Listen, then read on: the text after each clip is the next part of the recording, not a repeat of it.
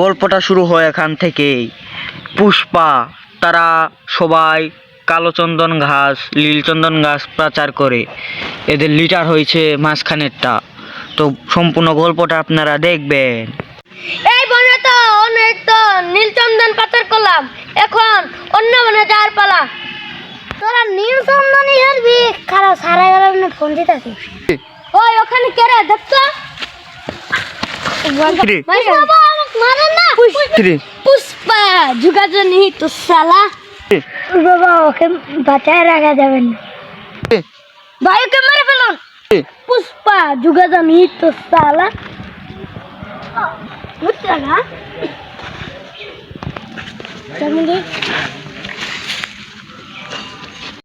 এই বনে বেশিক্ষণ থাকা যাবে না, চল আমরা অন্য বনে চলে যাবো।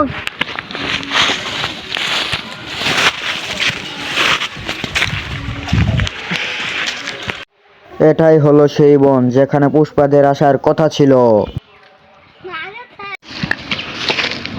এই বনে এসেই তো অনেক ভালো লাগছে। চল ওই দেখ কতগুলো নাল চন্দনের গাছ, চল ওগুলোকে পাচার করে দিয়ে আমরা অনেক পয়সা পাবো। পুষ্পা যুগাজান নেই তো সালা। ওই দেখ কতগুলো নীল চন্দনের গাছ, কবি হানকা। ওই দেখ কতগুলো নীল চন্দনের গাছ, ওগুলোকে পাচার করে দে, চল যা। আপনার একটা গলা মানে কি মেলা দিন ধরে দাও তো।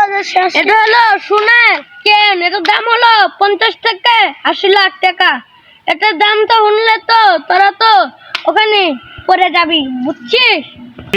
এটা তো সবটি বিলেনদের গায়ে থাকে। আমি দেখোস না, আমি একটা মানে পুষ্পা যুগাজানি। এই গাছগুলোকে তাড়াতাড়ি কাটার ব্যবস্থা কর।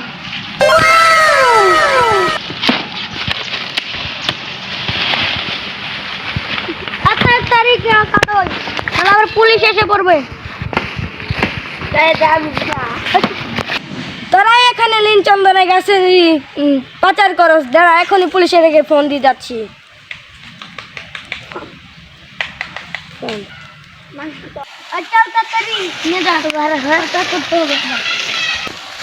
দাঁড়া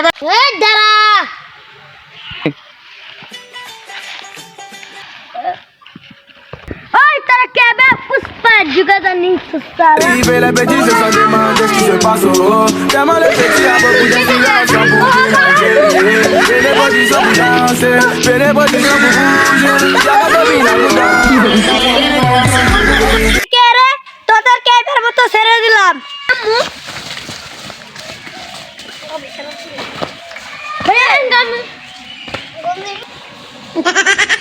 Tari nami. এবারের মতো বেঁচে গেলাম, আর এখানে চন্দন কাজ শুরু করতে আসবো না। পুষ্পা আমি আসলে পুষ্পা না তো, আমি হলাম গরিবের অসহায় পুষ্পা।